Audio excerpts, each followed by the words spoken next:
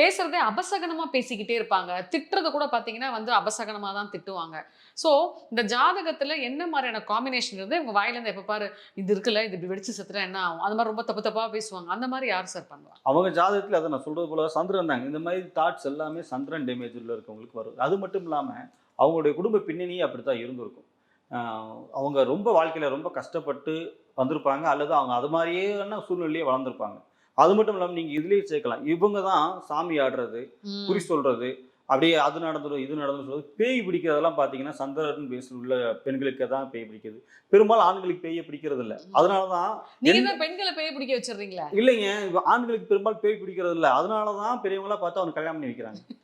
அப்ப பெண்களுக்கு ஏன் பேய் அதிகம் பிடிக்குதுன்னா, அவங்களுக்கு இயற்கையாவே வந்து சந்திரன் ரொம்ப டேமேஜா இருக்கு. நம்ம ஆரம்பத்திலேயே பேசின போது பெண்கள் வந்து எதையுமே ஒரு ஒரு சென்டிமென்ட்டா அணுகுறாங்க. அப்போ இயற்கையாவே அவங்க வந்து மனசு கொஞ்சம் வீக்கானவங்க தான். அதனால தான் அவங்களுக்கு வந்து பேய் பிடிக்கிறது, அல்லது பிசாசு மாரி பேசுறது, வேற மாரி அவங்க ரியாக்ட் பண்றது. இது எல்லாத்துக்கும் காரணம் வந்து சந்திரன் தான்.